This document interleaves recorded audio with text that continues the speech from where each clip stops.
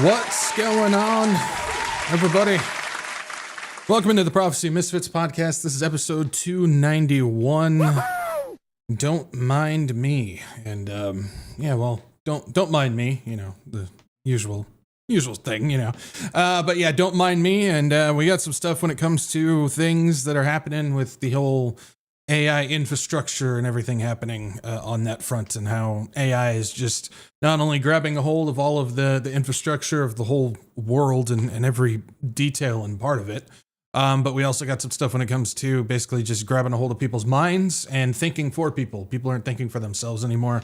They're just going with whatever the AI tells them, and they don't question it and they don't think anything of it. And don't mind me, just mind the AI, I guess is the best way to put it. So, but yeah, welcome in. This is what we do on Tuesdays and Saturdays. We get together and we watch for the signs, the return of our Lord and Savior, Jesus Christ. We don't know exactly when he's going to come, but we will know the season of his return. That's why we get together and we watch and we do the things that we're commanded to do. Again, we can't decode any secret rapture date or anything like that. None of that is there, but we're called to watch so we're not caught off guard when the rapture does happen. And I don't know about you guys, but it seems like we are definitely in the season for that to happen. But we'll see. We'll see what he has plans for, because his plans are greater than ours. Am I right? But yeah, so don't mind me. We got some interesting things when it comes to financial side. We see Coinbase and PayPal have teamed up, partnered for transferring and payment systems for stablecoins. And we know that the route that everything seems to be going is stablecoins, just due to the fact that they are pretty much more dangerous than anything else, even more dangerous than a CBDC. So we got some interesting stuff when it comes to that infrastructure. We're going to be talking about Palantir and the military supply chain situation, with Palantir getting plugged into NATO with the Maven project. Well, it seems they're bringing along a supply chain system run by AI, which can make things run faster, quicker, and can predict things much easier, which again is just another sign that we're advancing towards global war. No surprise there. Palantir and Google have teamed up for that should be interesting. But yeah, Palantir and Google have teamed up to supercharge AI for federal agencies, getting the Palantir Fed Start program involved with the Google Cloud and all that type of stuff. So we're starting to see these bigger companies that have been associated with the new administration before the election and after. They're all starting to plug their stuff in very fast. These guys are sprinting to get the stuff plugged in. And us as Christians, we should not be sitting there going, oh, it's okay. We should be sitting there going, oh, snap. Things are moving a lot faster than we thought they were going to. Well, I'm sure a lot of you realize that this is, we were expecting for it to speed up. But a lot of Christians, a lot of prophecy people are probably now going, uh-oh, hey, the misfits over here tried to tell you something. And then we got some other stuff when it comes to Google agents, which basically Google just rewrote the internet for AI, which is actually quite significant. We'll get into that. We also got some stuff when it comes to AI thinking for people, making stuff up, passing it off as it being true and whatnot, and a couple other things, as well as like AI education for the United States children. Trump made an executive order in order to make AI education starting in kindergarten to train kids on AI programs. I kid you not. So yeah, we got a lot of stuff to talk about tonight. So, all right. You guys all right? You guys doing all right tonight? It is Saturday, right? I for the life of me, all yesterday, I thought it was Monday. I swore today was Tuesday, but no, it's Saturday. I can't keep track. I just can't keep track. It's unbelievable. So let's see how y'all are doing tonight. Let's see what's up with everybody. Let's go here. Edward McKelvey. Good to see you, man. And thank you for being here. Your shirt says tired. I don't know what the other word says, but it says tired. I feel that. Good to see you, Edward. Thanks for being here. Ebsy from across the pond. Good to see you. And thanks for being here, Ebsy. And I know it's the wee early hours of the morning for you, but I'm glad that you're here, Epsy. So thanks for being here. Hopefully you and the princess are doing all right. Tonight, we got a Misfit Peanut. The Peanut Gallery is here. Apple is going to India. Yeah, it's so fascinating. I don't know if anybody was on my Telegram today, but I posted that thing. Breitbart put out a thing about that saying, no, it's winning, it's working, the tariffs are working again. And I'm sitting there going, this is nothing but propaganda, because we were initially told the tariffs were supposed to bring manufacturing to the United States. And so now that Apple is moving from China, which China is restricting that because a lot of IP was developed in China and they won't let that go out, but Apple wants to move to India now.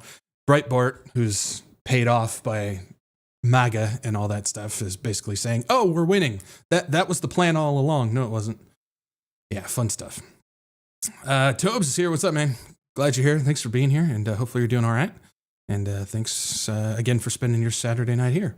Let's see. We got Victoria as well. She is not surprised. Not sure by what, but either way, good to see you, Victoria. And glad you're not surprised and caught off guard. So good to see you. Tina is here, and Peanut the Pug is here as well. Smash that like button, or the lizard people will get you. The lizards. The lizard people are going to come. Yeah, those theories are starting to make their way through social media again. People talking about the theories. They never went away, but they're starting to kind of boost again. They kind of go up and down. And I'm seeing stuff where, it was like, oh, I just heard the other day that Adele backstage at her concert transformed into a lizard in front of somebody. And I'm sitting there going, y'all out of your mind. Lizard people. Those lizards. Carol of Steven is here. One conglomerate of evil. Yeah, that's pretty much it. Simply put. Thanks for being here. We got Jalapeno. What's up, Jalapeno? Good to see you, man. Thanks for being here and doing what you do. Please be nice to my tools, guys. They do their best. Try and keep them shiny. Let's see. We got Nancy West as well. Good to see you, Nancy. Thanks for being here, and hopefully you're having a good weekend. Let's see. We got Rick Whitaker as well with the big blue glasses and the cowboy hat. Good to see you, Rick. Jojo by his grace is here as well. Good to see you, Jojo. Thanks for being here. Zagapez is here. Good to see you, Zagapez. Patricia Schultz as well. His plans are my plans. Yeah, unfortunately, we're not necessarily privy to all of the plans, so we just got to go along with it. But that's part of faith, right? Just ride with him, and he will see us through. Machine Gun Kelly is here. Good to see you, Machine Gun Kelly. Thanks for being here. Hopefully you're doing all right. Bab is here as well. Good to see you, Bab. Thanks for being here, and hopefully you're having a good weekend so far. Lori is here. Google is beyond annoying. Yeah. What is there a word for beyond? So Google is beyond annoying. That's where I'm at with it. But good to see you, Lori. Thanks for being here. Donna Roth as well. Good to see you.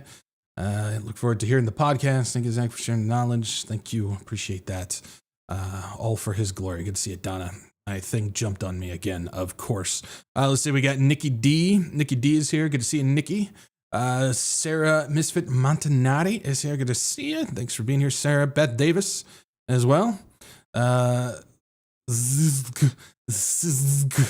52 just smacked it. Good to see you. Oh my goodness. Good to see you. Judah is here as well from the Ozarks of the Arkansas. Hey, yeah, I remember Arkansas. Moving on. Doc, good to see you, Judah. Doc is here. Good to see you, Doc. Thanks for being here. We got Matthew Prutch as well. Thanks, Matthew, for being here. Chris, believer in Jesus as well. Jesse says, I'm here. Well, good to see you, Jesse. Glad you're here. Thank you for being here. Will G, what's up, man? Glad you're here. Good to see you. Misfit Gracie with a whole bunch of lizards. We got to do something about the lizard people. I'm telling you, we got to do something about those lizards. They're everywhere. We got Maribeth Rumery. Excited to finally get you live from Louisiana. Good to see you, Maribeth. Thanks for being here.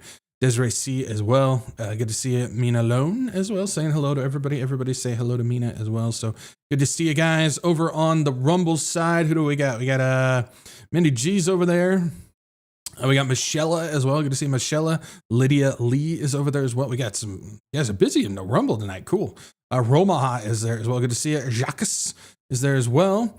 Trump Psyop, nice name. Good to see you. We got Jules over there as well. Good to see you, Jules. In his image, Katie as well. Man, you guys are busy. Mira is over there as well. Rumble is popping. That's where the party's at. So good to see you guys. Thanks for being here. If I don't pick you out, it's not that I don't like you. It's just we got stuff to get to. And first up is housekeeping. Housekeeping? I think you're sleeping. Housekeeping? All right. So for housekeeping, usual spiel. If you guys can, like, share, subscribe. Get this out to as many people as you can. It's not about views, not about butts and seats, but it is about getting the warning out to people and getting people to Jesus. And if you guys can do me a solid and like, share, subscribe, it does certainly help reach those people. Again, we love our tight-knit family here of heathenic, wretched misfits and all that stuff. But our goal, of course, is to reach people who have questions and ultimately need the gospel of Jesus Christ. So if you guys can do me a solid and like, share, subscribe, it helps reach those people with that stupid algorithm. Yeah, we'll talk about some of that tonight. Also, make sure you guys follow me Rumble and Telegram. Those are my backup channels. If we get booted off YouTube, we'll be back up live streaming over on Rumble. Of course, we are multi-streaming the YouTube, Rumble, and the website all at the same time. But still, if I get booted off YouTube, we'll be over on Rumble. So make sure you guys follow there. And then Telegram, I post updates, announcements, news things, and anything in between. Just kind of little things as they come up. Things I can't put in video format, new video links, and podcast links and all that type of stuff. So make sure you guys follow me over there if you would like. Best place to stay up to date, of course, is the WretchedWatchmen.com website. So make sure you guys bookmark that page, stay up to date with the latest podcast announcements and video series and all that type of stuff. So make sure you guys go ahead and bookmark that page so you always know what's going on. We got some stuff coming up here soon. Not ready to tell you about. I've been working on stuff and a couple of cool announcements coming up soon. Of course, the website's the best place to stay up to date, so make sure you guys do that. And last but not least, if you guys would like to support this channel and what I got going on, I got donation links down below. CashApp, Venmo, and Zivgin. CashApp, Venmo, and Give, Send, Go. There we go. I can speak English, I promise. Barely. 3rd grade level, but I'm there. Hopefully I'll graduate to 4th grade. Anyways, those links are below if you'd like to support this channel. I don't monetize this channel. I don't sell things. I don't hide things behind paywall. Never will. And so, yeah, if you guys would like to support this channel, you guys are the ones that allow me to do what I do. So thank you. And I appreciate your support and everything. So thank you guys for that. So, all right, that's the usual spiel.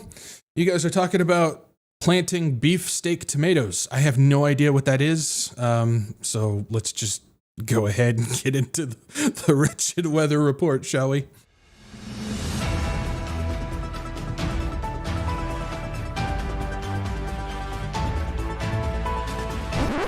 Everybody got their fancy hats? Let's go!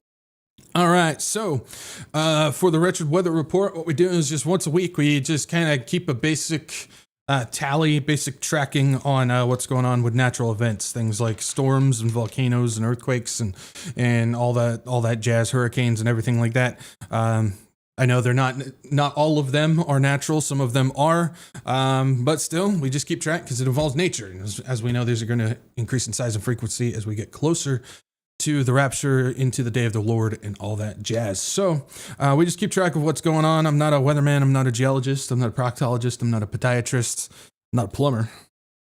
Add that to the list. I'm none of those things, but still, it's always good to keep track of what's going on when it comes to this. So let's go ahead and move on over to what we got going on with earthquakes and volcanoes and whatnot. So as far as earthquakes this past week, we just keep track of what's going on with 5.5 magnitude and up, so the larger stuff. Otherwise, we'd be here all night talking about earthquakes everywhere because they're always going off. But yeah, so this past week in earthquakes, 5.5 magnitude and up. Again, I promised I could speak.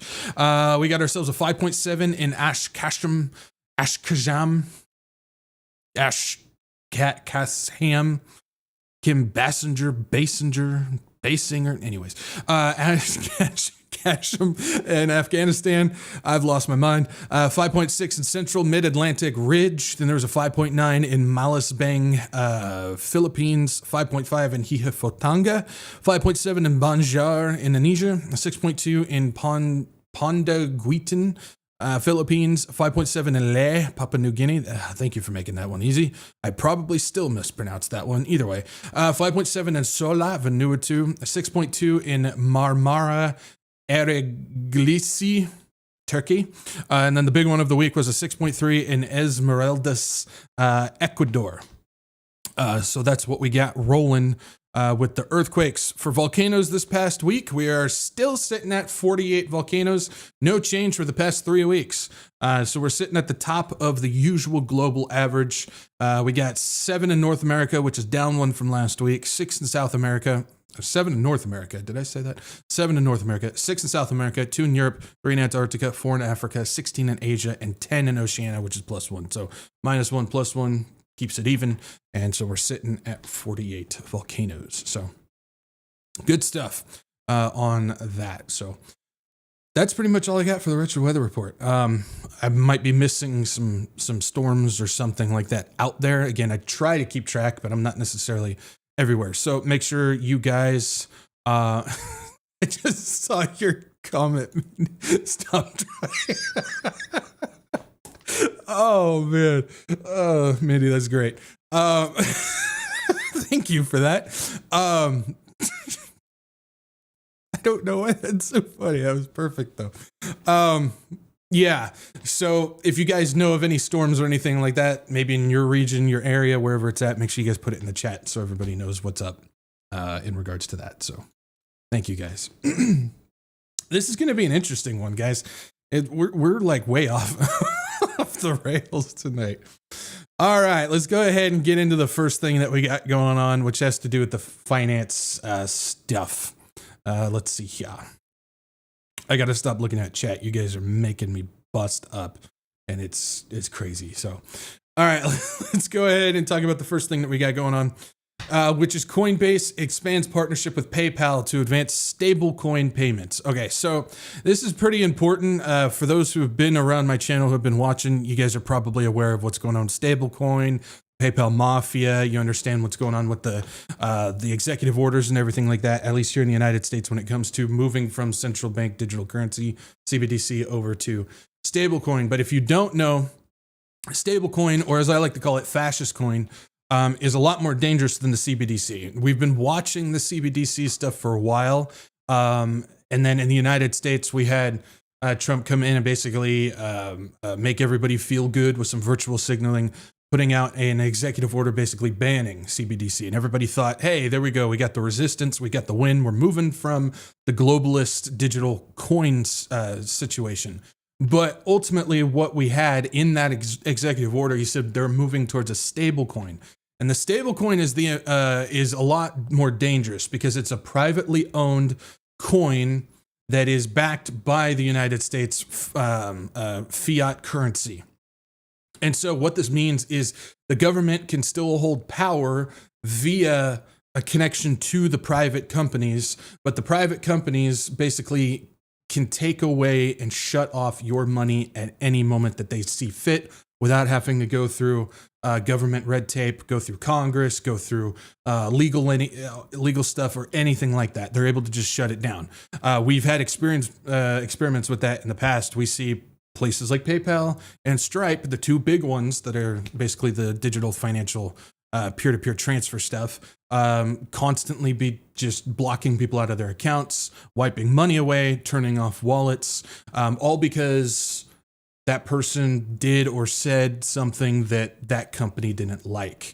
Now, just picture that on a much more grander scale, and we've got serious problems ahead of us.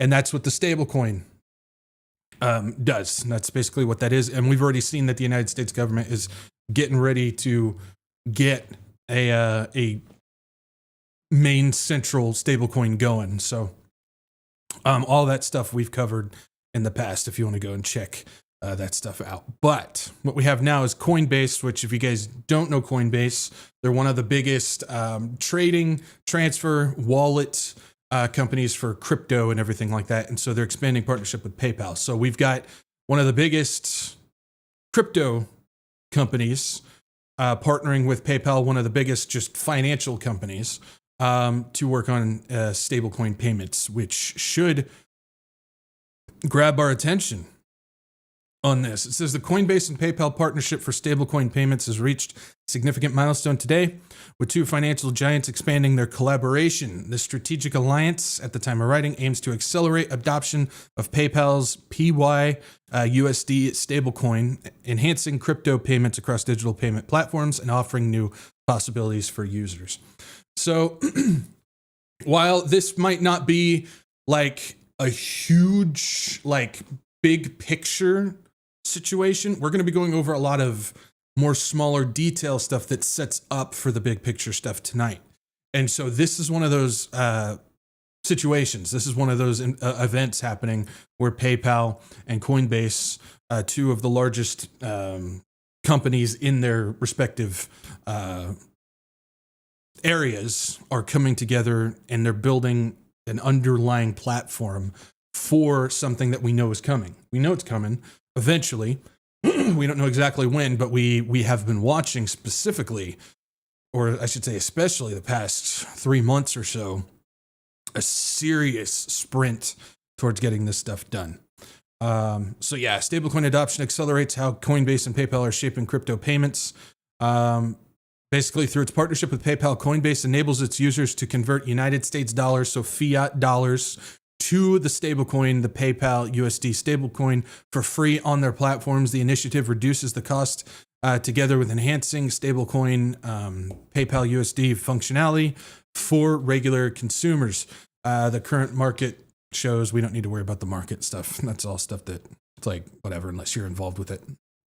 Coinbase will allow its operational framework to serve PayPal's merchant members with stablecoin services. By working together, Coinbase and PayPal build stablecoin payment systems that allow consumers to gain speed and efficiency in their financial options. New on-chain applications. The parties involved will assist blockchain networks. Everything is getting hooked up to this blockchain.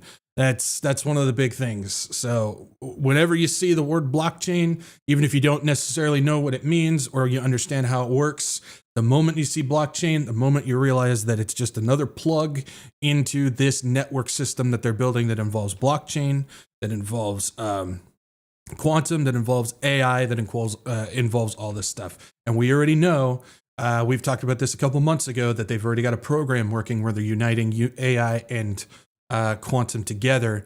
And so when all of these systems are working together in function across what I believe is they're working on a separate internet, a satellite-based internet, and I think you've got a recipe for disaster, so to say.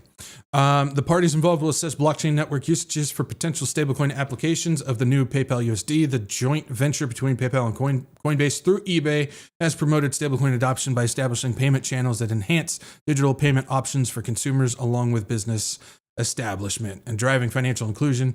The implementation of stablecoin payments include using the PayPal USD, the stablecoin, goes perfectly with the financial growth objectives of the partnering entities. Digital payment platforms will advance globally through this partnership as it delivers necessary services to populations without adequate access.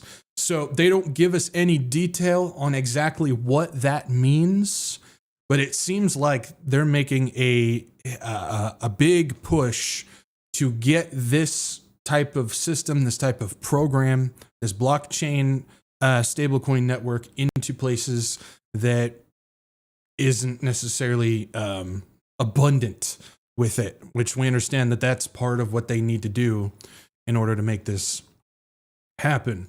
If we jump over here, Coinbase expands its PayPal stablecoin partnership. We just kind of get a quick little rundown on exactly what's going on. So zero fee conversions. This is how you hook people into this. This is how you entice people to come on your platform. Hey, you can do this without any fees of financial transfer on this stuff. So zero fee conversions. Coinbase users can now convert the money, US dollar fiat dollars, to the new stablecoin without fees, reducing costs and enhancing stablecoin functionality. Merchant network expansion. The partnership will offer PayPal's merchants access to stablecoin services, increasing efficiency in financial operations. I'll talk about that in just a second. On-chain applications. Coinbase and PayPal aim to explore blockchain applications for the stablecoin, boosting adoption across digital payment systems and driving financial inclusion. The initiative targets underserved populations by delivering advanced financial tools through the PayPal stablecoin solution. So again, more promotion towards those who don't necessarily have the provision for it. The merchant network expansion. I don't have anything to show you. because I just don't have it available at this moment in time. But you can quickly look it up. It's kind of been something that's been getting talked about a lot, which is the Sam's Clubs are doing the digital AI payment systems where basically you no longer need to go to a checkout anymore. You can just go scan the items and walk out like you own the place. So we're seeing that with those. Excuse me. It's nothing new.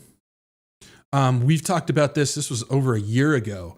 We talked about how places like Aldi's and some Amazon stores in airports, Aldi's over in the UK, I believe Whole Foods has done it in some of their stores. There's some other stores. It's huge in China, but they started doing the, you just walk in, put stuff in your cart, the cameras recognize what you're putting in your cart, automatically tally it up, and as you walk out, it'll charge your account for it. It's basically serviceless shopping. And Sam's Club is kind of doing the same thing now with this. So it's starting to make the waves again because it's been a little while since we've seen this before. It's programs like this stablecoin payment merchant system with PayPal and everything like that. It's systems like this that are going to just plug directly into programs like with what we're seeing with Sam's Club and Aldi's and Amazon stores and all these types of programs that they're doing. And it's going to make it work flawlessly. As you walk into a store, it's going to scan your face. It's going to pull up your social credit score. It's going to pull up your carbon credit score. It's going to pull up your wallet. And as you go around and you're buying products, it's going to start keeping tabs on everything. So if you buy some type of meat product, then it'll add to your scores, your carbon score, your social credit score. If you do something in the store that they don't like, it'll affect your social credit score. And as you put stuff in there, it's going to keep a tally on your wallet to make sure that you can afford everything that you're getting. And as you walk out, you don't need to check out. You don't need to do anything. As you walk out, it's going to re-update your wallet with all of those things for you. And it's going to keep track automatically all through surveillance and all through AI programs, as well as the digital stablecoin payment systems. This isn't a plot for a movie. This isn't a theme that's been discussed in books and stuff like that. This is something that we are actually seeing happen today. And so when we continue to see programs like this come into effect, more partnerships expand. That means that more merchants can start expanding to this as well. People are going to get fired. They're going to start losing their jobs because you're not going to need the checkout people anymore. Again, these are all self-service stores. There's nobody there. It's all run by AI and digital networks and stuff like that. So people are going to be losing jobs. People are going to be constantly tracked and surveilled like we already are, but on more of a microscopic level. And it's going to be keeping track of all of our scores and money and everything. And if they don't like what you're doing, if you have too low of a score, they can turn you off, they can shut you off, they can haul you away, and they can do with you with whatever they will. This is stuff that we've seen happening in China and North Korea already. This is stuff that we've seen other countries already trying and testing out. Even here in the United States, some airports have this stuff. And this is it. This is the next wave. This is the next installment of what we see going on in the future. Everybody said they wanted to live in the future, right? Welcome to it. Because this is what it consists of. Welcome to it. Fun times. Nothing to freak out about. Nothing to panic about. Nothing to worry about. We can't do anything to solve it. We can't do anything to fight back against it. Nothing we can do. We just continue to go about doing what we're supposed to be doing, which is the Great Commission. Again, don't let this stuff stand in the way of doing what we're supposed to be doing. Don't let it keep you locked away like some hermit crab or something like that because, I don't want to get involved with anything going on in the world because it's all so evil and stuff like that. It's just, we got to continue to focus on what we're doing, but this is the reality of where we're at. This is the reality of what we're seeing right now, and it's moving forward and it's moving fast, moving very fast. All right, let's go ahead and move on to the next thing. We're going to take a look at this.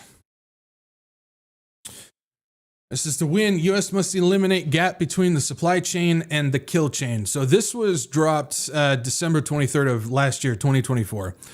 So a few months ago, at the end of last year. But I want to talk about this first before we get into a recent PDF that was dropped by Palantir about a month ago, I think. And it's Palantir. They're plugging into everything, man.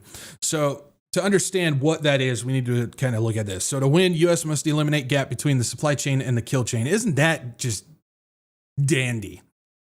It's something just wonderful about reading that. Supply chain and the kill chain. Yikes. The Pentagon needs to take lessons from smart home devices and apply it to the supply chain for munitions. Right, it's Tara Murphy Doherty. She's the CEO of Govini. What does that mean? In early October, when Iran launched hundreds of ballistic missiles at Israel, 2 U.S. Navy destroyers were strategically placed in the Mediterranean Sea. The USS Bulkley and the USS Cole fired off a dozen interceptors to aid in Israel's defense. Those interceptors, which proved their life-saving abilities, cost up to $30 million a copy. Yikes. Each one takes years to build. In an era of on-demand everything, a reasonable American might think that the expenditure of this costly munition immediately kicked off replenishment at the Alabama factory where it's made. One might reasonably assume that a sophisticated tracking, production, and resupply system keeps our service members armed and our military at heightened state of readiness. The reasonable American, conditioned to these expectations by the suggestive powers of the smart homes, cars, grocery shopping apps, and more, would be completely wrong. Today, no such system is in place, as it often takes years to replenish weapons used on the battlefield. The American factory is separated from the fight. This gap must be closed. The need is urgent, and technology to fix this is available. Well, she would be correct, because Palantir just released this, and it's connecting the supply chain to the kill chain. Palantir's sustainment and contested logistics solutions.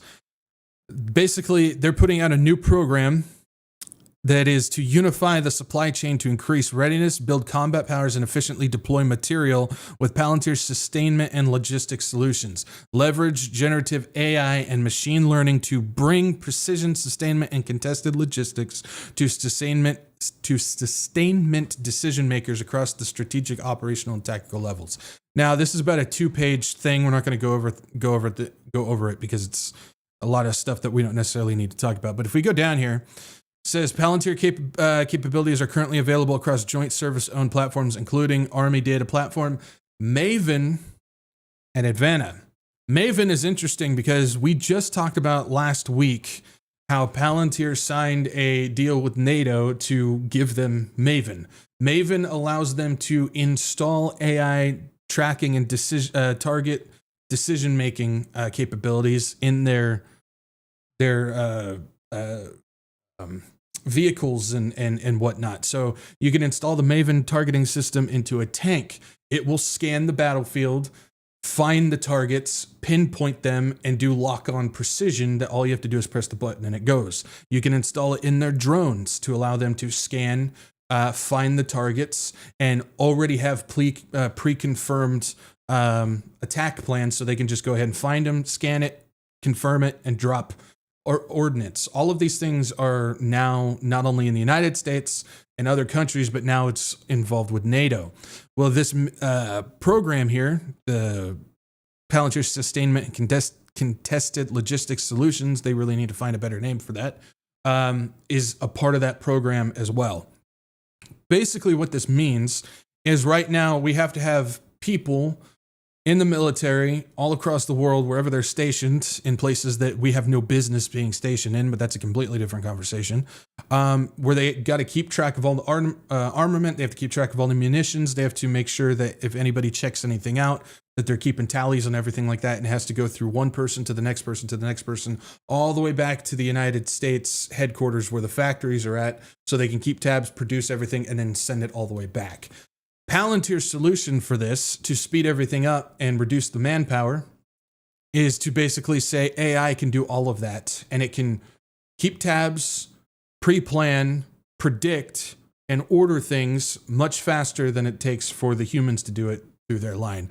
So this system will now allow all of the ordnance and munitions to go much faster in producing and shipping, to make sure that all the military stuff is going.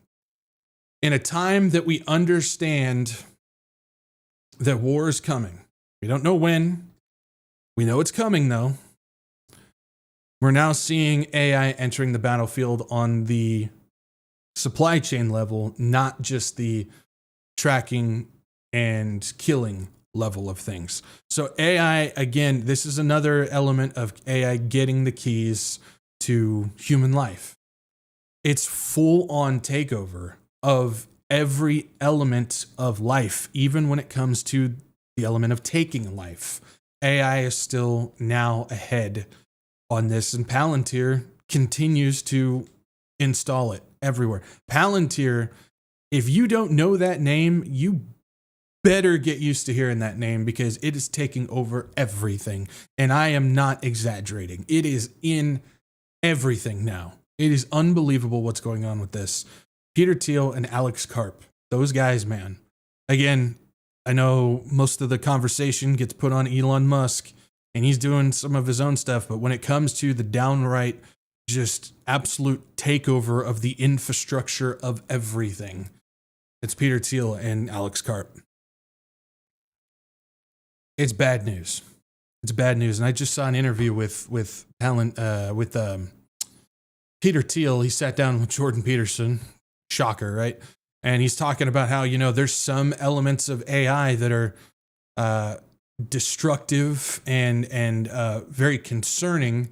And they always present it in a way of, it's like, oh, we got nothing to worry about type of thing. But there's still some concerns of what's going on by the very same people who built it. Think about that for a moment. Why would they be warning about that type of stuff if they're the ones that built it? Because they know it's there. It's not out of their control. And they're telling you something. They're telling you something. Now, sticking with the Palantir, sticking with wonderful Palantir, they're expanding with Google. So that's always great, isn't it? Let's take a look.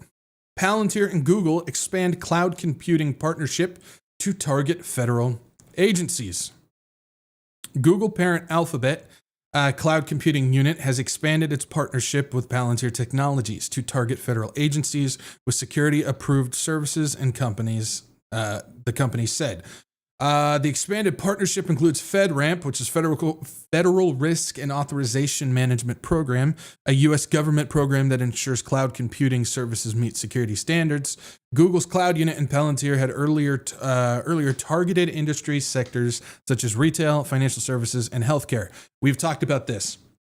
We've gone over the Palantir Foundry program, which has to do with logistics. They're involved with 50 federal agencies, departments, 30 governmental programs, everything like that. They're all involved with health. They're all involved with military. They're all involved with the IRS. They're all involved with the immigration stuff. They're all involved with all this. So their logistics, data collection, AI programming is, again, the new infrastructure of the United States government. Well, now they're connecting with Google in order to expand it even further, which is always just great, isn't it? It says Palantir has provided data analytics tools to government customers for intelligence gathering, counterterrorism, and military purposes. Now Palantir aims to use generative AI to spur growth in the U.S. commercial market, such as healthcare and financial services. Meanwhile, Google's cloud unit announced new artificial intelligence initiatives at its annual event. Further, Palantir has won a $30 million contract from the United States Immigration and Customs Enforcement, ICE, agency, according to federal filings, as well as a new deal on the Internal Revenue Service, a recent report said. We've gone over both of these. They're not new deals, they're expanded deals, because Palantir has already been involved. The ICE program goes all the way back to 2014. We've talked about that. They're just expanding it even further with a re-up of a $30 million contract that gives them more use of AI and data analytics. And then we also know the IRS, Internal Revenue Service. That was a deal that Trump gave Palantir back in 2017. They've been involved with the IRS ever since. But with the Doge initiatives, you got them going in, stripping everything down and reinstalling or installing a new upgraded version of what they want to do with the Internal Revenue Service, which gives them access to more secured data, pretty much all the data now, and allows them to interact with not only the IRS systems, but all of the other systems that Doge has been installing all across the United States as well. So again, full on Palantir takeover. We talked about that not last week, but the week before. Thiel's takeover, I think that's what we talked about regarding all that stuff. But it's not new. It's just advancing it further. Doge is just a laughing stock at this point. They're not doing anything but advancing the Project 2025 initiative. That's all they're doing, and allowing Palantir to install the next iteration of that. If we jump over here, it says Alphabet, Palantir team up to supercharge AI for federal agencies. And it says Alphabet, which is Google, and Palantir Technologies are teaming up to give the United States government a major AI upgrade. The two tech firms are targeting Google Cloud or integrating Google Cloud into Palantir's FedStart platform to help federal agencies roll out advanced artificial intelligence tools more quickly and securely. Basically, what that means is the Google Cloud is the area where it's all the information and data is stored up in a cloud, and as long as you have the ability to plug something into it, you can reach that data. Palantir is now hooked up with that. So their AI programs can now communicate with the Google Cloud, which holds all of this data, and go back and forth, sending it from agency to data bank back to wherever it needs to go. So it allows the AI to communicate with those in order to access all data that they need to. So it's an expansion of that. So more access for AI to communicate, to grab data. Hopefully that makes sense. FedStart is Palantir's way of making it easier for government departments to adopt private sector software. We knew that this was coming. This is fascism. This is corporatism. This is the takeover of allowing private companies like the stablecoin, which is privately owned, Palantir, private company, and allows them to basically plug into the United States government. And now, and I've made this thing before, and I'll say it again. It used to be the corporations needed the government. Now the government needs the corporations. The government can just go away. Literally, tomorrow, if Trump just went away and Congress went away and all the leadership of the United States government went away, it could run itself because of what they have involved with this now. And that's exactly how I think this was supposed to happen. It was supposed to be transferred over to the technocrats, the privately owned and held technocrats, so they can do the neo-feudalistic technocracy. They sit above us and control us with their technology and move forward that way. And one standout element of the collaboration is the integration of Claude, the AI model from Anthropic, which will run on Google Cloud. It's designed to tackle large-scale government work like crunching complex data and solving strategic problems. Again, don't need the people anymore. You can get rid of them. You got Cloud, Mr. Cloud, Share Cloud in there doing all that. You know, if they're doing complex... No, not even going to go there. Never mind. The timing's interesting. Alphabet is set to report its quarter one's earnings today. We don't really care about that. But we do know that Palantir stock has been jumping like crazy. I think it's up 25% this year alone, which is a good sign that they are flourishing with their new favorite administration, which they teamed up in their first administration to lay the groundwork for what we see going on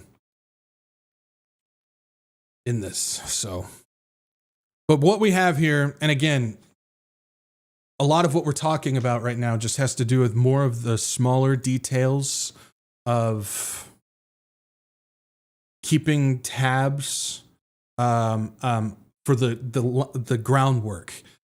We tend to just kind of focus on the big picture stuff.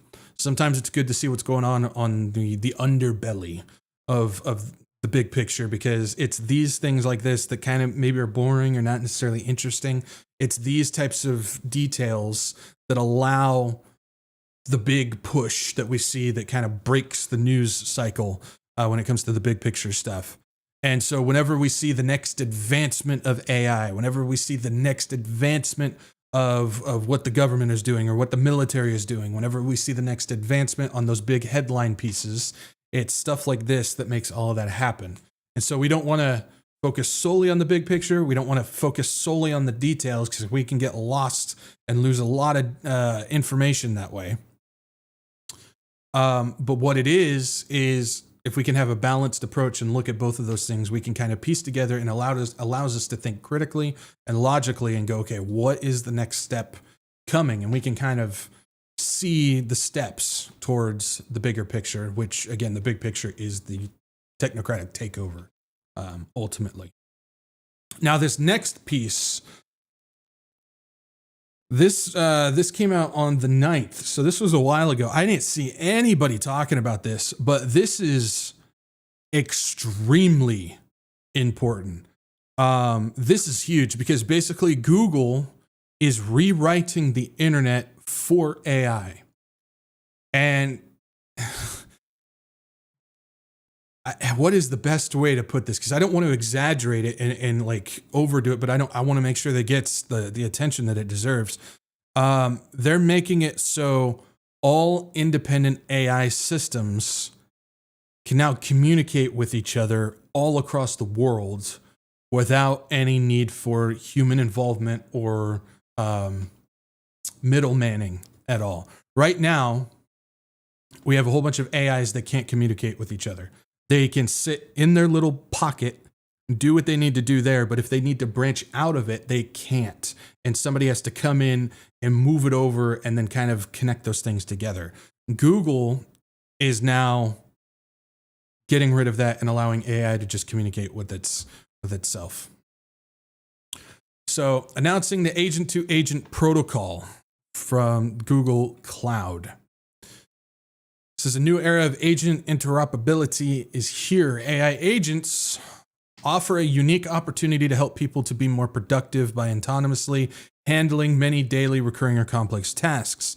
Today, the enterprises are increasingly building and deploying autonomous agents to help scale, automate, and enhance processes throughout the workplace, from ordering new laptops to aiding customer service representatives to assisting in supply chain planning. To maximize the benefit of agentic AI, it is critical for these agents to be able to collaborate in a dynamic multi-agent ecosystem across siloed data systems, or basically, again, the pockets that they sit in. They need to be able to communicate with each other for the data systems and applications, enabling agents to interoperate with each other, even if they're built by different vendors or in a different framework. So different vendors, that means different companies all have their own AI. And different framework, which means they have a completely different platform that they communicate on, which is coded differently than other AI. And they want to basically remove that factor, make it so they can all communicate. It's like a translator system. So I'm going to do the best I can to try and explain this. You know how, okay, so like with us, we have all different languages as humans. We all communicate. We got English, we got Filipino, we got Spanish, we got, French, you got all these different languages. And how we can fix that gap is sometimes we have things like Google Translate or other programs that do the same thing, which you put in your language, it transfers it into the other language so the other person can understand you. They don't have that for AI until now. This program allows AI to do basically the same thing, but in an instant way, in an instant factor, which means the AI system now has access to the entire internet across every single AI platform, and it can communicate and work with them at the push of a button. That's what that means. This is how you create a global artificial intelligence machine. This is how you do it. And AI is doing it. So there's a video here. Might be hard to see, but this gives you an idea of how this works. So here's an Google agent space. And what it's going to do is there's going to be somebody who is looking to hire some people for their company, and it's going to walk it through. So I'll kind of explain to you again, just kind of hang with me on this, guys, because this is you want the next step of this global system, this is the next step for this global system. So in this video, he puts in the AI system. I am hiring for a staff software engineer position attached to the job description. Can you help me fill the role? So basically, he's saying, I need to hire this type of person. He puts in a PDF with the qualifications that they want and says, help me fill the role. AI will then start going to town on it. It's basically processing what they want to do instantaneously. Says, yeah, I'll help you do it. Couldn't find any information about preferred location of candidates. Please tell me what location that you want based on location or time of, time zone that you want or whatever. You put it in there. And then it'll process. It's looking for everything according to the parameters that you want. Pops up with profiles of people that fit the descriptions and the qualifications that you want across the world. The AI was able to scan every database across the world for anybody who fits the qualifications of that. Not just in the zone of where this person lives, but every single database of all infrastructure, even the ones that run on entirely different platforms. Says, please reach out to and schedule interviews with the top candidates. So basically told the AI, reach out to these people and schedule interviews with them. No human interaction whatsoever. There's no human interaction. It's all AI. That AI found you, AI is going to contact you, and AI is going to schedule an interview with you. 2 weeks later, after all the interviews and everything are done, goes back to the AI system. Asks for an update. Says, these 3 candidates passed the interview and are pending background check. So through all of that, found who they want. Go ahead and do the background check. Now this is where things get very different. It says, I successfully initiated a background check on 1 of them. However, I failed to do the background check on 2 of them because they seem based outside of the US and it is outside of the scope of the background agent that it's connected to. So if it was any other time, that means the person would have to go and personally do a background check on an entirely different platform on these people because they're not able to do it. Well, with this new AI system, he basically just tells the AI, can you do a background check on them anyways? And they did it. Successfully started background check by communicating with a AI agent that's on an entirely different platform in an entirely different country. And basically they were able to run it and finish the process.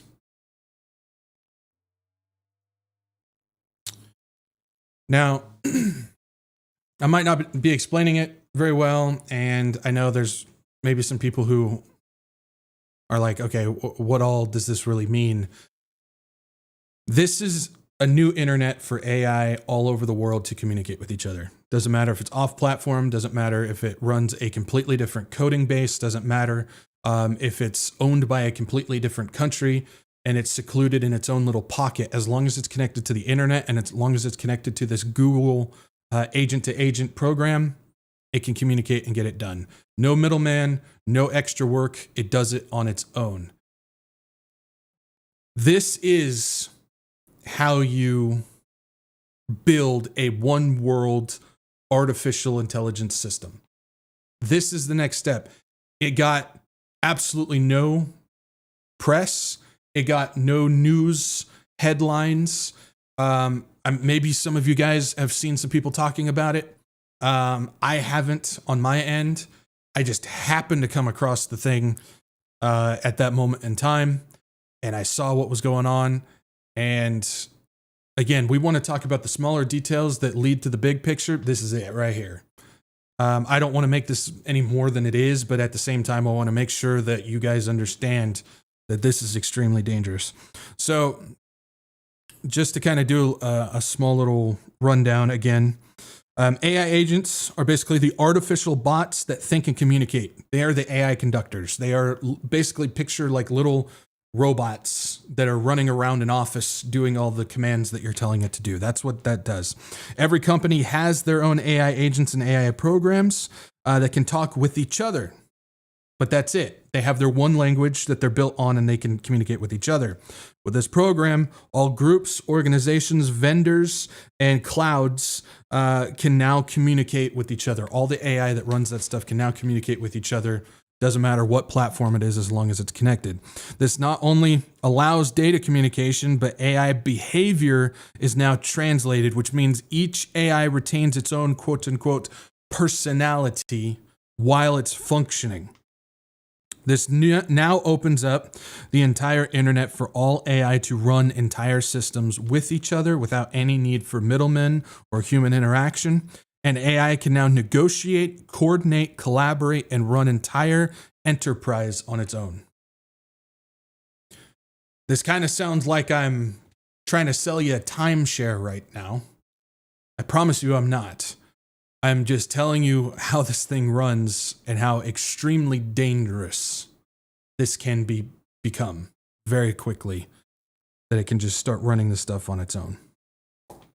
So hopefully that makes sense.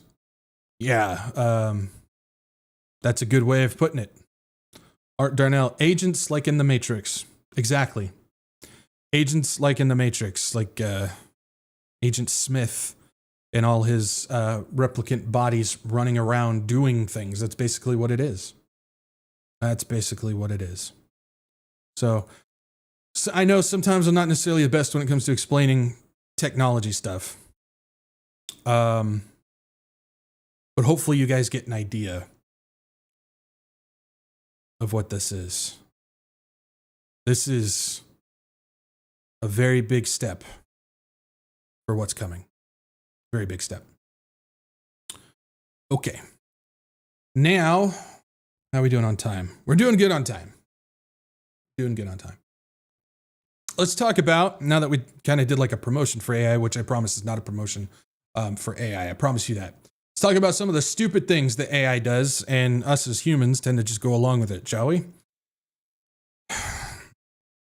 So Google's AI overviews explain made-up idioms with confident nonsense. The latest meme around generative AI hallucinations proves that you can't lick a badger twice.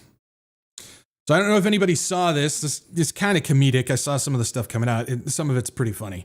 But it just goes to show why we can't rely on AI at all whatsoever when it comes to information for us to go with.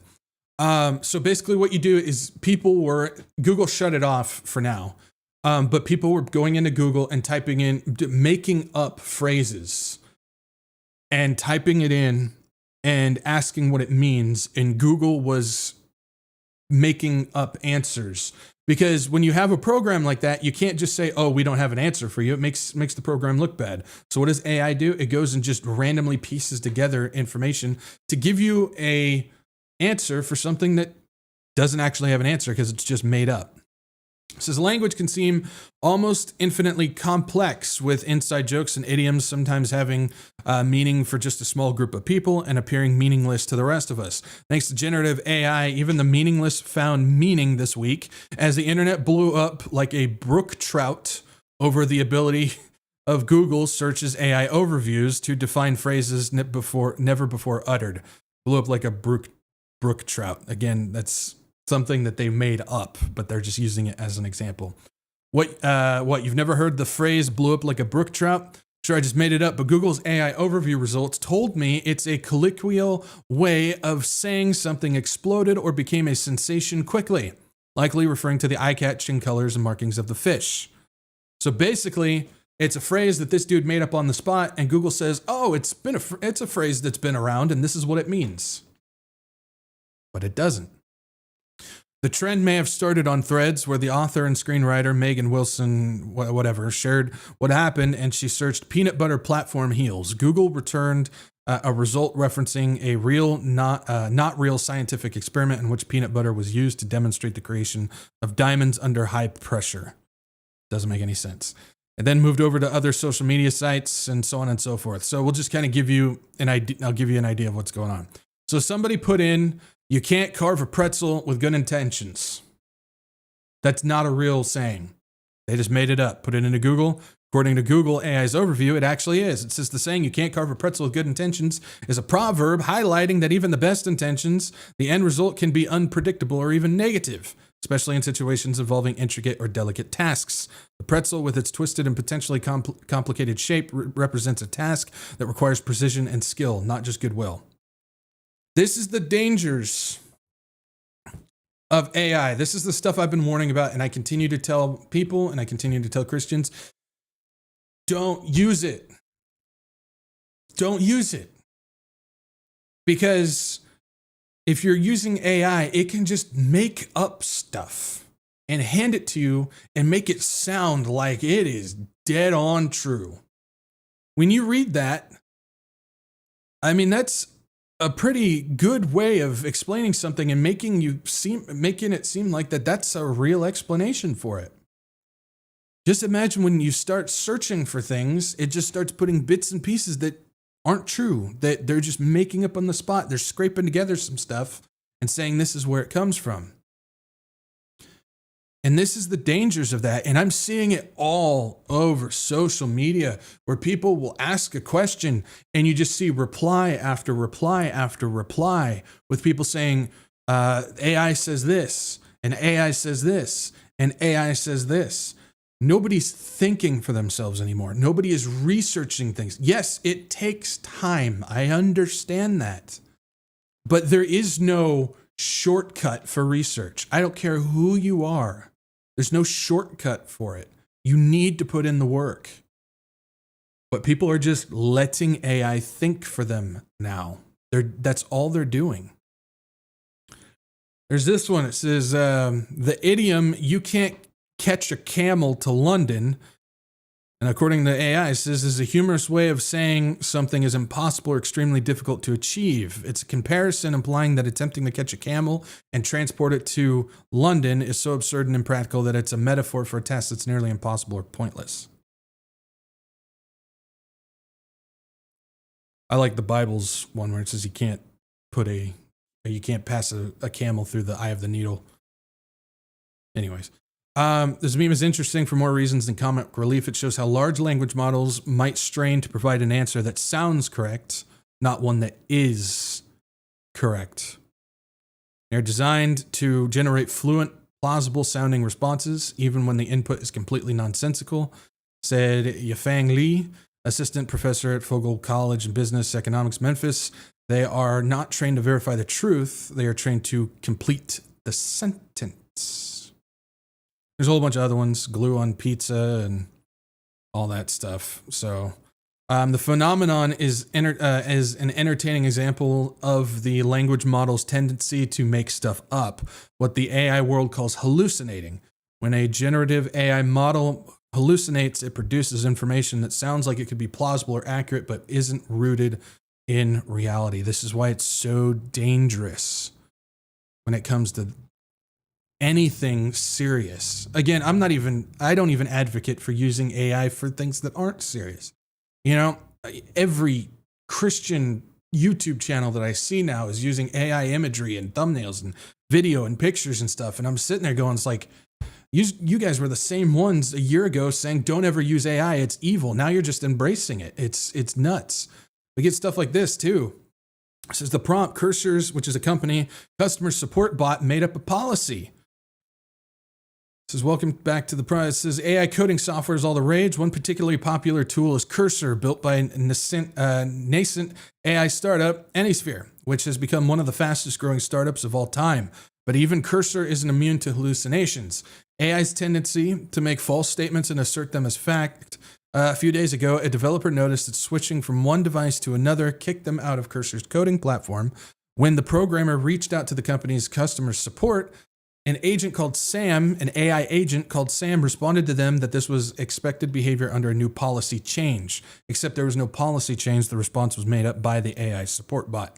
Basically, somebody tried to log into a platform that they pay for on a different computer. They wouldn't let them in. So he contacted Cursor's support, which happens to be an AI bot. And the AI bot says, oh, one of the new policies is you can only have it on one computer at a time. That's not a policy that they have. The AI agent made it up on the spot. And so when this person posted about that, it spread like wildfire, and everybody then wanted to cancel their subscription, almost tanking down this company, all because an AI support bot made something up on the spot. This is the dangers of AI. It's trained to respond and complete things. It's not there to actually, give you the truth if it can't find it. Again, there's sometimes that AI actually does have the right answer, but there's a lot of times that it mixes in bad stuff. I've seen videos of people asking the same AI the same question multiple times and getting multiple different answers for it. We've got to be very careful when it comes to this. Now, with that, I want to pull this up. Where's it at? Is that it? Yeah. This isn't. So, okay, so I get sent this guy's stuff all the time. I've never read his stuff, never watched his stuff, never really was one that followed this guy. I know probably a lot of you guys do, but he's somebody who, from my understanding, has been very outspoken against AI, saying absolutely no in any circumstances, don't ever use it. This is part of the plan. This is part of the agenda. This is what they're doing. Don't use it. Don't use it. Don't use it. But all of a sudden, he's now done an entirely 180, saying that if you don't use it, you're going to be left in the dark and that you absolutely have to use it. So it's the exact opposite. So probably going to hurt some feelings with this one, but just how it goes. It's Patrick Wood. And he is telling people that you need to now use it. Otherwise, you're going to be left in the dark. I've got a couple of videos here. This is from his latest show that he just did a couple days ago. This is an article that I posted from Perplexity.ai. That's a search engine / a research tool that I use called Perplexity.ai. I pay, believe it or not, $20 a month for it. It's being built. He's promoting it.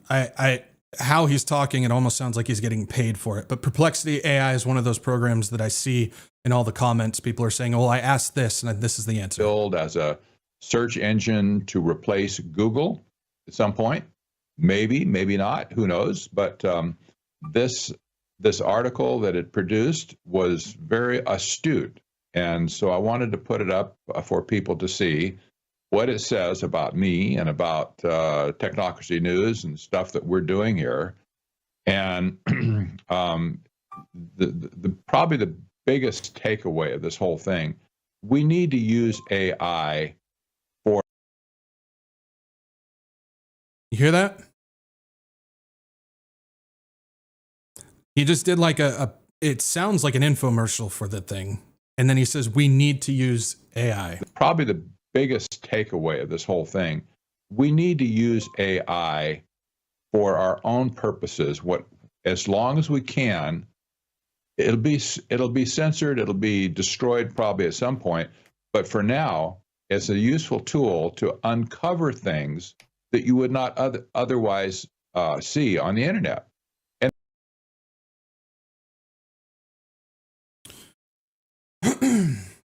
Now, I understand Patrick Wood is somebody that a lot of people follow. They like him. I've never followed his stuff. It's not that I have anything against the guy. It's just I have my own way of doing research, and I don't want somebody else's research to influence mine. I want to do my own looking and digging and stuff. But that I've always held that position. I know that he's one that's talking about the technocracy. He's warned, I guess, about Trump and his team of people and stuff like that. But from my understanding, from what I do know, is he has been anti-AI from the beginning, saying stay away from it. It's evil. We don't want to be a part of it. And now all of a sudden something switched. He's telling you that he's using AI to write his articles now. So if you're following him, just a heads up, not only are you getting human involvement, but now you're getting AI involvement as well. There's another clip here that I want to show too, because I think it's important to hear the words from his own mouth. So check this out. Bottom of this article, but my point of bring it to you is you have to understand where AI can be useful for your own personal research. If you don't use it, you're going to be left in the dark, I'm afraid. How?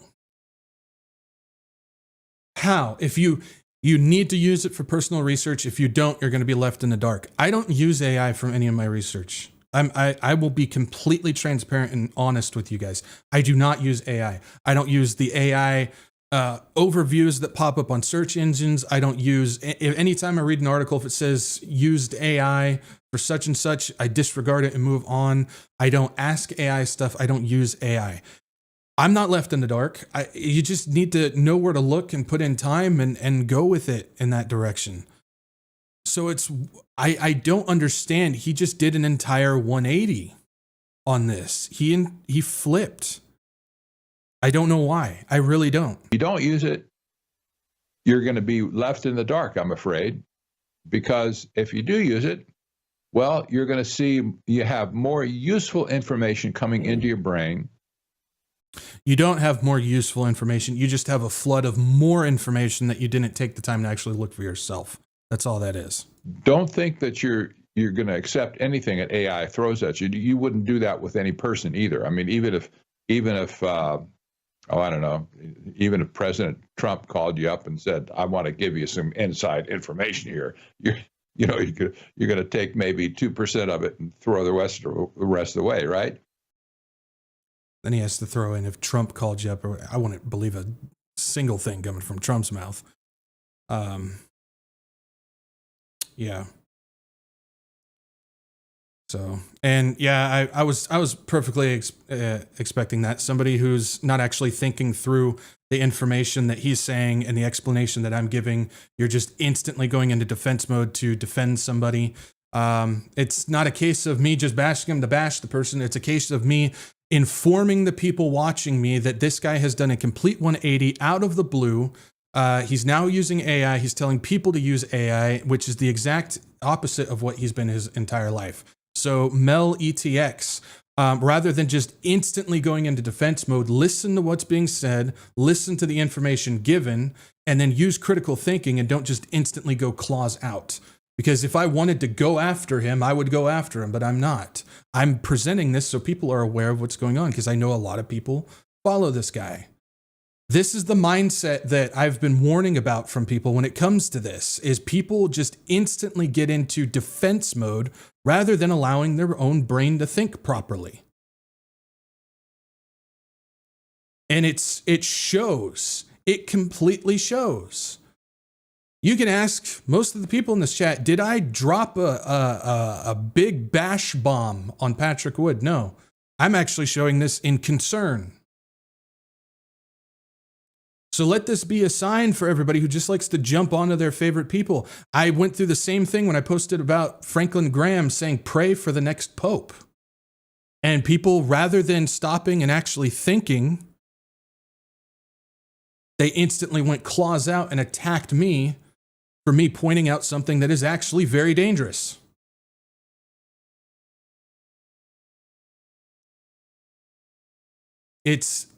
You have been programmed to not think and instantly go into defense mode for your favorite person.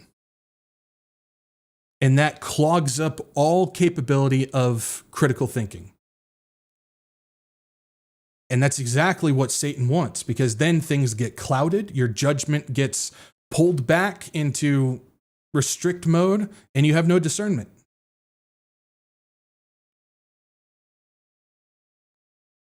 I am not attacking Patrick Wood. Not attacking Patrick Wood. I'm showing concern for the 180 that he's done, telling people to do something that he's been saying for years not to do. That's concerning. And he's reading it off like an advertisement. That's concerning. You can go and look it up yourself. This was a show, an interview that he just did a couple days ago. You can find it on his Twitter. He posted it on his Twitter. That's where I got the video from. So go check it out. Let this be a lesson for multiple things. Don't mind me. Don't mind me. Moving on, last thing that we got. We got a wonderful new executive order regarding AI and school children, which is interesting because I thought the whole point was to dismantle the Department of Education, but yet we're actually expanding it for AI stuff. Interesting how that works. Let's take a look, shall we? This next executive order relates to artificial intelligence education, sir. You've obviously done a lot in the artificial intelligence space already. The basic idea of this executive order is to ensure that we properly train the workforce of the future by ensuring that school children, young Americans are adequately trained in AI tools so that they can be competitive in the economy years from now into the future as AI becomes a bigger and bigger deal. That's a big deal because AI is where it seems to be at.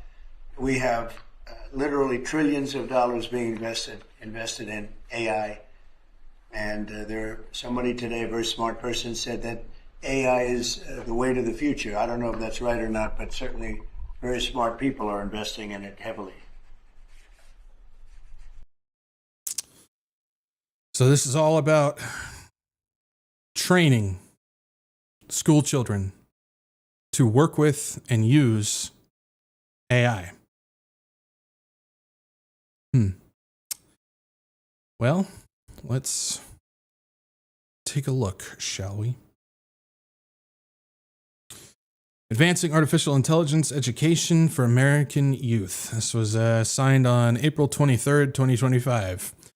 By authority vested in me as President by the Constitution and laws of the United States of America, it is hereby ordered that artificial intelligence is rapidly transforming the modern world, driving innovation across industries, enhancing productivity, and reshaping the way that we live and work to ensure that the United States remains a global leader in this technological revolution. Again, this was something that he heavily based his campaign upon this last time. We must provide our nation's youth with opportunities to cultivate the skills and understanding necessary to use and create the next generation of AI technology. By fostering AI competency, we will equip our students with the foundational knowledge and skills necessary to adapt and to thrive in an increasingly digital society.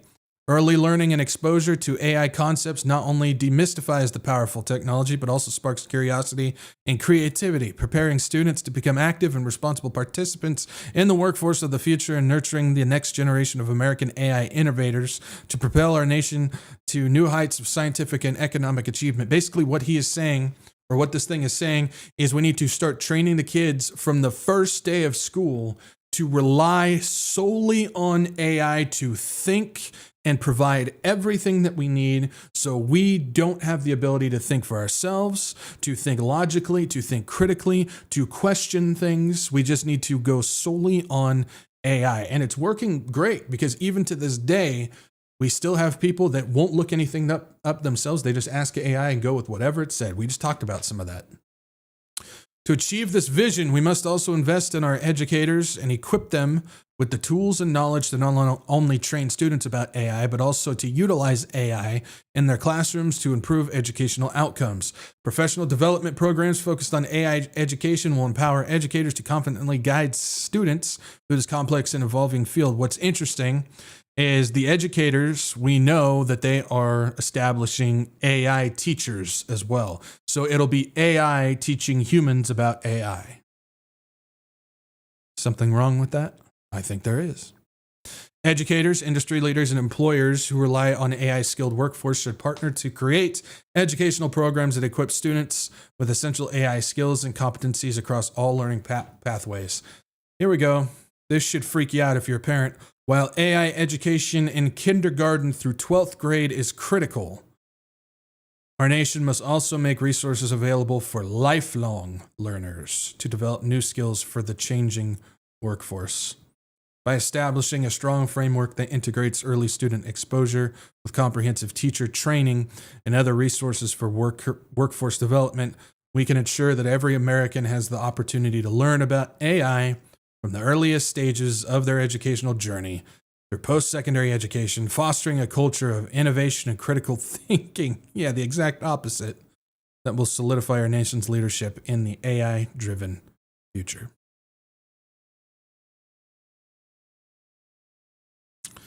There's more to this. You guys can go through it if you want to, but I think you guys get the gist. Basically, within 90 days, they need to have the thing with guidance and formula ready to go. And 120 days, start using it and put it in place.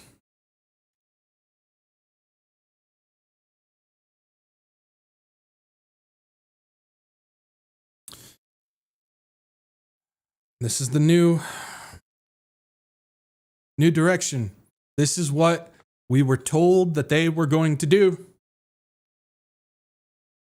This is what we were told that they were going to do. They've been promoting this from the very beginning. We will be the center point of AI. We will increase it. We've got Project 2025. We've got the Manhattan projects. We've got all of this. I've got my team of techno bros behind me. And we're coming in to set this up. And my, oh my, it has been warp speed with how they've been setting it up. Absolute warp speed. And man, oh man, if we're still here and this stuff's rolling out and you're a parent, the option for not homeschooling is non-existent at that point. You got to figure it out. There's really no other way to put it. You can't be, the school system's already jacked up as it is. But you just can't with this. This is unbelievable. If your grandparents are, elderly with all your kids grown up and stuff like that in the church or whatever, I'd be volunteering to start running homeschool programs for these parents who don't have the ability, who have to go and work for hours on end and stuff like that. Get involved with the churches, get involved with the grandparents, start setting up schooling things for homeschool and whatnot. It's might be very, very difficult, but at this point, what do you do? What do you do? But we knew it was coming. We knew this was coming. And it's fast tracking. It is absolute fast tracking. But what's cool is when this stuff's fast tracking, that means we're on the fast track to getting out of here. We're on the fast track to getting out of Dodge. We're on the fast track to getting taken out of here, plucked out of here, snatched out of here. I'm looking forward to that. Because as long as you have salvation of Jesus Christ, sealed by the Holy Spirit, name written in the book of life, you're on the list to get pulled out of here. Like one of those crane games coming down, just picking you up, picking you up. But if you don't have that, if you don't have salvation in Jesus Christ, then you are out of luck. Unless you give your life to the Lord. Because it is a simple gift that is given to all who choose to receive it. He's extending it to everybody. It's up to us to actually accept it. His gospel is as simple as ABC. A is you admit that you're a sinner. The act of repentance, the changing of mind, metanoia, is turning from self to Christ. It allows us to truly understand why we need Jesus Christ as our Savior, which will grant us access to truly believe in Jesus Christ. Repentance is key, turning from self to Christ. It's the change of mind that grants us access to truly believe in Jesus Christ. We believe that Jesus Christ is the one and only begotten Son of God, that he came down 100% man, 100% God, the God-man. There is no other. and he came and lived the perfect sinless life. There was nobody else that lived that perfect sinless life, which means he was the only one qualified to carry the sins of the world to the cross and to be crucified in our place. That should have been us. It should have been me on that cross, but instead it was my sin that drove the nails. Took our place on the cross and was crucified and died. But because there's power in the blood of Jesus Christ, and he did exactly as he said he would and exactly as he promised and prophesied that he would, he defeated death and rose again on the third day. For all who believe in him shall not perish, but live forever in his presence and in his glory. He did the work. The glory is his. It's not by works, but it's through faith that we find salvation. So we repent, we believe, and see as we call upon the Lord. Lord Jesus, I'm a sinner and I've sinned and I need you alone to save me. Lord Jesus, I believe that you are the one and only begotten Son of God, that you came down and lived the perfect sinless life, that you died upon the cross, and that you rose again on the third day. Lord Jesus, come into my life, come into my heart, and save me. Remember, knowing and believing are two very different things. It's one of those things where we think, oh, well, I've heard the story, I've read the story, said the sinner's prayer, and I'm good to go, but it's not that. You must put your faith in Jesus Christ, because it's even the idea of just believing the story, which is now kind of becoming the thing. Well, as long as you believe the story, you believe that Jesus did that stuff, then you're okay. But we must put our faith and belief in Jesus, because even Satan and the demons believe in Jesus and what he did. We have to put our faith and belief in him. So just make sure that we get that right, because you don't want to be left standing after the rapture going, I was good, I did what I was supposed to do. Don't be that. Don't be that. All right. Let's see. What do we got with questions? We got a few here. Doing really good on time, actually. All right. Let's see here. Hi, Zach. Did you hear? This is Jules Jules 0731. Hi, Zach. Did you hear about that explosion in Austin, Texas? Saw someone speaking about it on TikTok. I have no idea about the explosion in Austin, Texas, Jules. I saw something about an explosion somewhere, but I don't know if that was Austin. I don't remember off the top of my head, Jules. But yeah, no, I don't know anything about it. So I'm sorry. I cannot give you any inside information on that one. Let's see here. Seems like there's explosions going on everywhere, man. It's crazy. Let's see here. Lori S. Question. Longtime friend was attending a celebration of life for his girlfriend who died last year. Is this a Wicca practice? Celebration of life? That's usually just like a funeral, but it's supposed to be more of just remembering and celebrating for the things that people did in life. So that in itself is not. That's perfectly fine. But if you're asking if it's a Wicca practice, that in itself is not, but it depends on what they're doing at the thing. If they're trying to revive the person or something, then you've got a problem. But no, celebration of life is just a time for people to get together and celebrate the life of somebody that passed on. It's kind of like a funeral type of thing. So no, nothing wrong with that. Nothing wrong with that. Yeah, I think that's what the one I was thinking of, Joseph. Saw something explosion in Iran. That's the one I think I'm remembering. Yeah, that was a nasty explosion. So I don't think it was the Austin one. But yeah, no, celebration of life, Lori, that's not Wicca. So all good in the hood. Let's see.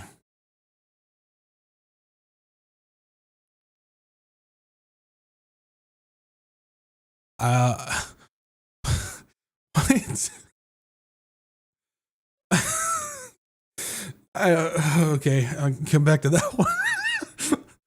Peanut Gallery, my word. Okay, let's see.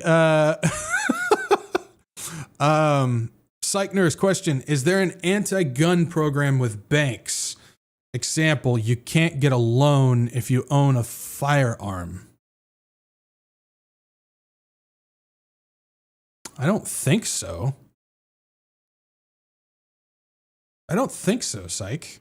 I've never seen anything like that. If you own a firearm, you can't get a bank loan. Unless you're thinking like somebody's going into the bank to get a loan to buy something like that. I've seen that before where that gets rejected, but that's not necessarily because of the fire. It could be depending on the policies. But just owning a firearm and then going in to get a loan for something else, I don't think I've ever seen that. So yeah, if you're trying to get it for like a fire, like if I walk into a bank and say, hey, I need a loan because I'm trying to buy, 15 guns or something like that, they'll probably reject you for that. So yeah. Let's see here. But we were talking about things like stablecoin and whatnot being owned by these businesses. That could be playing a part where they could shut off your entire wallet if you do have a gun. If they put a policy out saying, if you own firearms, then you can't be a part of our platform, but that's the platform everything runs on, they can shut you off and completely hold you out of society. It's coming. It's coming. China's already got it. Let's see. Robin Johnson. Who is Peter Thiel? We do not have enough time for that. I've got plenty of videos on my channel. I recommend starting with a video called The Trump Card. And it's about an hour and a half of me going over all the things that Peter Thiel is doing and who he is and what's all involved. And then you can find a whole bunch of other videos about Peter Thiel on my channel as well. But to just sit here and try to explain Peter Thiel, we don't have enough time. He's a venture capitalist who's involved with the globalists, and he is a spiritual man who thinks that we can become gods through technology, and that's why he's doing what he's doing, setting up the Palantir infrastructure and moving into transhumanism and a whole bunch of other things as well. So start with the Trump Card video on my channel. That should start answering some questions for you. Robin Johnson. Desiree C. Simple, fun question. What is your favorite food? Favorite food? I could tell you what it is, but you're probably not going to know what it is. I don't even know the proper name for it. But it's like an inside out pot pie. You cook all of this stuff together in the crock pot, and then it's like chicken and cream and carrots and peas and all that type of stuff, and then you pour it over biscuits. So again, people probably have no idea what it is, but that's my favorite dish, my favorite food. So yeah, I don't make things simple. So let's see here.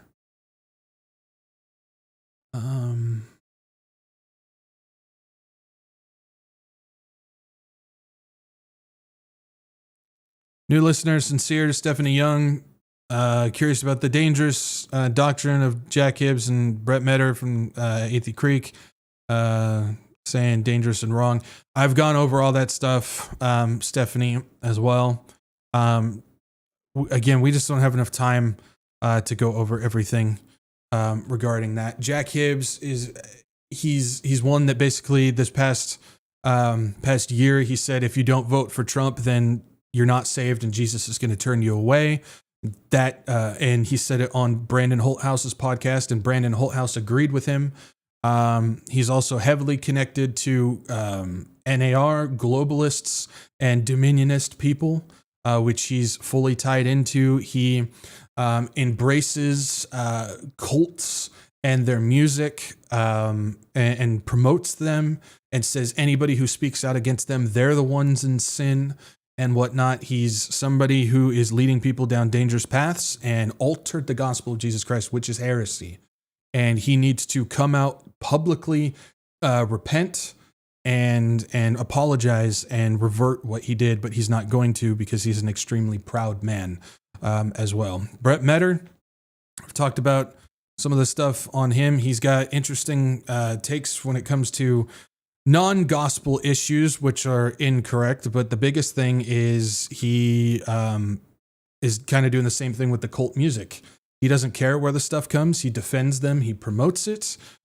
He talks out of one side of his mouth and says he's not a fan of Bethel music, but yet he will still play music from artists and other churches who are connected to Bethel, basically saying that that's okay, which is it's not.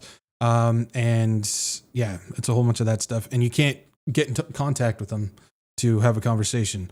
And I remember the video when he apparently addressed me on a Wednesday night thing at his church. He specifically avoided talking about certain subjects that I brought up as concerning because he knows that he can't defend them. So there's multiple reasons for it. Yeah. Let's see here. Will G, question, do you believe that all jobs will be replaced with automation and robots by the end of 2025 if we're still here? I don't believe every job will be replaced by AI and robots by 2025. Unless they come steamrolling out all across the world with technology that we haven't seen yet, both in robotics and artificial intelligence, which I don't think that they're going to do. No, I don't believe that'll happen by the end of 2025.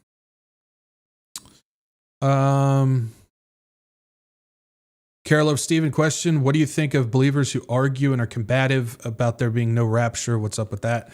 I think a lot of it just has to do with like what we dealt with earlier when I was talking about Patrick Wood. I brought up a concern about something that he was promoting and saying, which was seems to be a 180 from his stance for a long time. And rather than somebody just think about it and have a proper discussion, they went claws out in defense mode and didn't even think. And I think a lot of it has to do with that. We have people here who watch. Some of them are, most of us here are pre-trib, but there's some people who are mid-trib and some people that are post-trib. That's fine. It's not a salvation issue. I don't care about that. Just understand that I will speak from a pre-trib thing, but it's not worth debating, in my opinion. I don't debate people about it. I don't argue with people about it. It's pointless. Nobody's going to change their stance from going keyboard warrior about it. Everybody just has this idea, because the people who get so combative about it wouldn't dare present themselves that way in real life. They'd probably get their teeth punched in if they did, because I know the type of people that argue about that stuff. It's not worth it. So people, because they can sit behind their screen, they just want to sit there and argue all day. Like, sorry, I got better things to do, personally. But yeah, I think it's just because people are just trained to be that way. I think people are just trained to be that way, and they want their opinion across. They're going to tell you, and if you disagree, they're going to argue with you about it. And that's the digital society that we're in nowadays. That's the digital society about it. You know, if you're watching and you're not pre-trib, that's cool. I know there's some people that I didn't find out their position on the tribulation until a year later, and they just happened to just put it in passing because it's like that's their stance and that's it. They're just gonna roll with it. It's like, that's cool. Nothing wrong with that. I wish we held that mentality more, specifically when it comes to things that are not salvation issues. Guys, whatever you believe, post-tribbers, I'm sorry, your eschatology is really messed up. But I still love you. I'm not going to argue with you about it. But yeah, I just wish we had that mentality when it comes to things like that. When it comes to your position on tribulation, rapture timing and stuff. It's like, whatever, man. That's really not a big deal. Why do we have to get all irritated about it? It's kind of the same mentality. And I know there's some people that watch on here too that are a part of the King James only thing. And it's like, that's cool that you are, but we're not that here. And I've done my research. King James only, that translation is just as messed up as some of the other ones. That's why we gotta make sure that we're studying, doing research, and going back to the original Greek and all that type of stuff. But I use New King James and NSAB 95. They're direct translations and they're pretty accurate. In some cases, more accurate than just the King James, but that's why we use different things. But the people that are in the King James only cult, and I call it a cult because they will put in there that is directly God's word. And I'm sitting there going, well, what about all the countries that can't read English? You telling me that their version of the Bible isn't correct either? They have to be able to read English and King James only in order to get the true word of God? I don't think so. So it's a pretty bad position to hold, in my opinion. It's like, why can't we just chill out and just rock with what we got? I don't know. I think it's stupid, but that's a long way of saying I think people just need to actually turn the brain on and actually start thinking before they start typing. I think that's what it is. Rick Whitaker, what's the difference between pre, mid, and post-trib? Pre is before Daniel's 70th week, we get raptured. Mid is we get raptured somewhere in the middle of Daniel's 70th week, and post-tribulation is we get raptured at the second coming, which again, that makes no sense because then we go up and immediately come back down. But yeah, so it's one's before Daniel's 70th week, one's in the middle of it, and the other one's at the end. So that's what that is. So again, it's just one of those things where it's like, whatever you believe, that's cool. When it comes to that, I'm not going to argue with you about it. It's not a salvation issue. So it's just, the internet age has just gotten people into the point where they have to argue and make sure that you understand and you're believing of everybody's opinion. And it's like, you wouldn't dare say that in real life. So, but yeah. All right, last one. Peanut, what are you doing? Question. Excuse me, sir. Seeing as how the VP is such a VIP, shouldn't we keep the PC on the QT?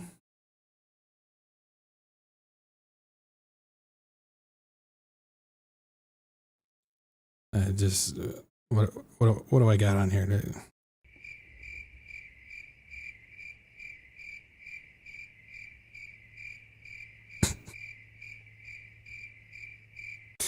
Yeah, I got nothing. You win tonight, Stephanie. I can't. I got nothing. I don't even know if that's from a movie. Or sounds like it's a movie quote. So I got nothing. All right, that's all I got tonight, guys. Thank you guys for joining me tonight, and yeah, that's final ruling. That's all I got. So thank you guys. Was it? She got that one from Good Morning. Good Morning Vietnam. Dude, that's been years since I've seen that movie. That's been years. Anyways, all right, guys, that's all I got. Thank you guys for joining me tonight. Usual spiel. If you guys can, like, share, subscribe, get this out to as many people as you can. It's not about views, not about butts and seats, but it is about getting the warning out to people and people in Vietnam and getting the gospel to Jesus. So if you guys can do me a solid, like, sharing, and subscribing does help reach those people. And so, yeah, please do so. I would appreciate it. And Nancy West says napalm. Yeah, we don't want to deliver napalm to those people. That wouldn't be good. Anyways, make sure you guys follow me, Rumble and Telegram. Those are my backup channels. If we get booted off YouTube, we'll be back live streaming over on Rumble. So make sure you guys follow me over there. Telegram, I post updates, announcements, and other little things that I can't necessarily put on video format and whatnot. So make sure you guys go ahead and follow me on Telegram so you guys don't miss those things.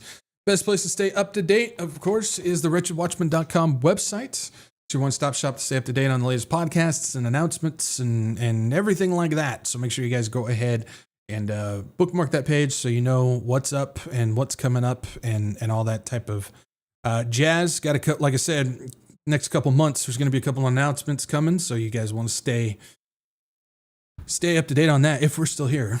But I got a couple of cool announcements coming up. I've been working on some stuff, so stay up to date on that. Last but not least, if you guys would like to support this channel, I got donation links down below. CashApp, Venmo, and GiveSendGo. This channel's not monetized. I don't make anything from ads, views, anything like that. It runs solely off of your guys' generous donations. So if you guys would like to help keep this going, again, everything is free. I don't want to charge or hide anything. I just want it to get out to as many people as I can, as quickly as it can in order to reach people. And you guys are the ones that allow me to do that. So those donation links are below. Thank you guys for your generosity and your donations and your support and your prayers and encouragement and everything. I really want to make sure that I tell you guys how truly grateful I am. You guys are the ones that make this happen. The Lord works through you guys, and you guys are the ones that make all of this happen and everything that runs. And so I am truly thankful to you guys and truly thankful to the Lord. And so I appreciate it. And I also want a big thank you to all of my tools in the toolbox for what they do.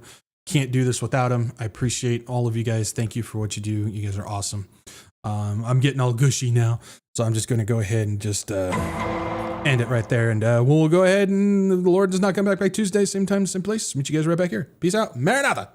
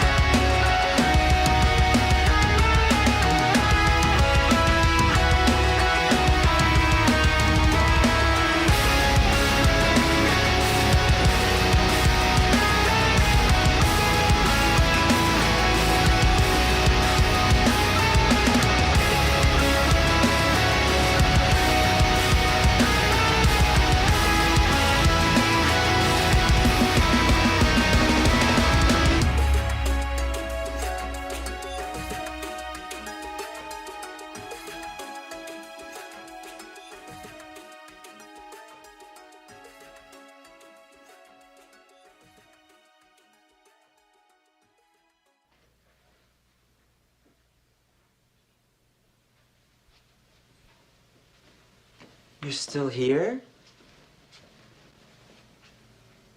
It's over. Go home.